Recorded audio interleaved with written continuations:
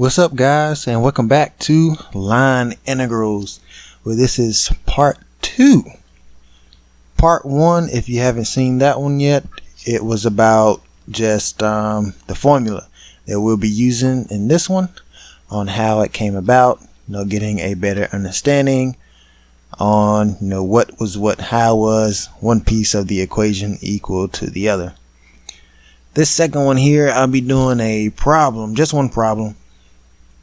A fairly simple one I picked out, so that way you guys can get used to seeing it in action. So let's get right into it, shall we? So the problem that I have is this one here. We're going to evaluate this function 2 plus x squared y ds along the curve C. In this case, it is x squared plus y squared equals 1, which is the unit circle.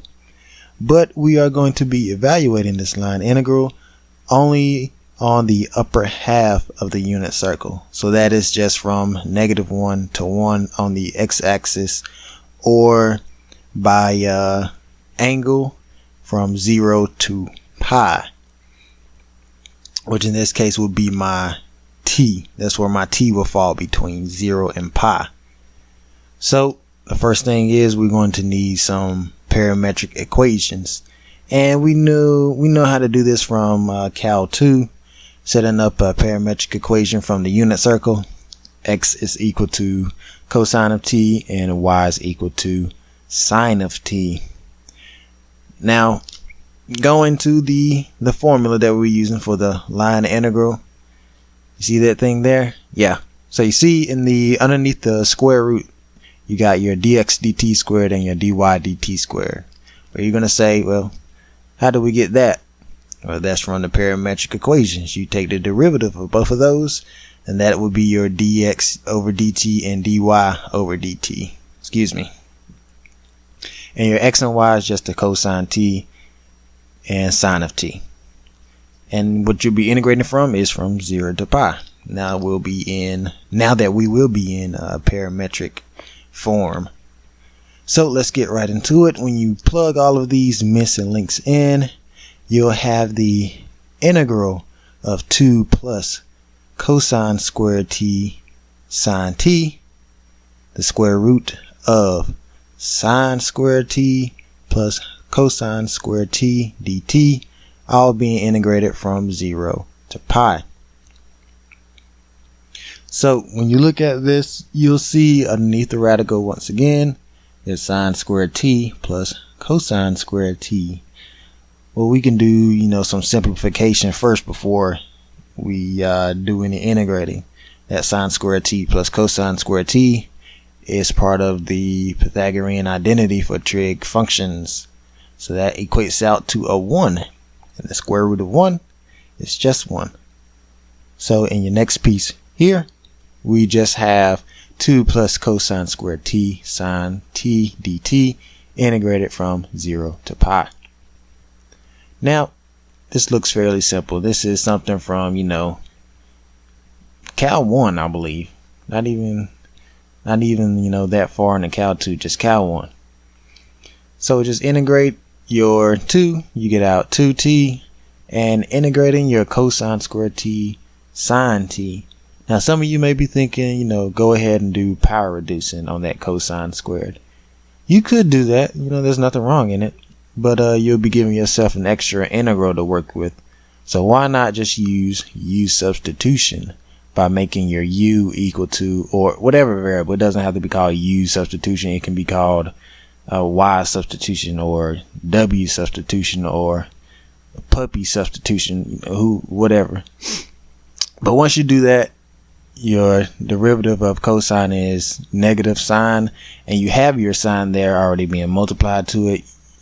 Just adding your negative to compensate for the sign change.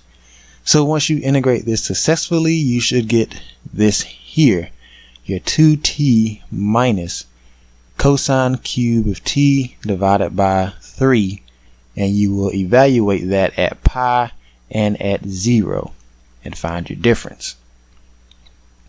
So once you do all of that, at the end you should get this answer here. 2 pi plus 2/3. Now, if you didn't get this, take a minute to go back, see if you made any sign errors, or when you plugged in pi for cosine, you may not be familiar with your unit circle yet. It's probably best that you are familiar with that. Go back to trigonometry and all that, good stuff. But what you should get out is 2 pi plus 2/3. Now, you can combine these together if you want, but it's fine the way it is. You don't have to. So yeah, that's as simple as that can get with the line integral formula. Taking the function of two variables and integrating it along a curve between some points. Now, you may run into a case where you have a curve that is a piecewise curve, and that's just another way of saying different curves or segments that is combined into one whole curve. What you would do there is just take each segment of the curve and integrate that function from each of those segments, and you'll have for each of those segments different values for t to integrate between, and you'll just you'll have to define some parametric equations, but that shouldn't be too hard. Once you have that, you have the formula, plug it in, evaluate, and you'll be set. I may do some other problems with the line integrals where you'll be doing finding the center of mass of a wire, or some forces or some good things like that, getting into a little bit of the physics. But yeah, for this second one right here, it was just a simple problem to get you guys used to it. So that'll be it for this video. Please like, share, subscribe. You can also leave a comment down below of what you guys want me to do next, and that's always welcome. And I'll see you guys in the next one. The Immortal Nerd signing off.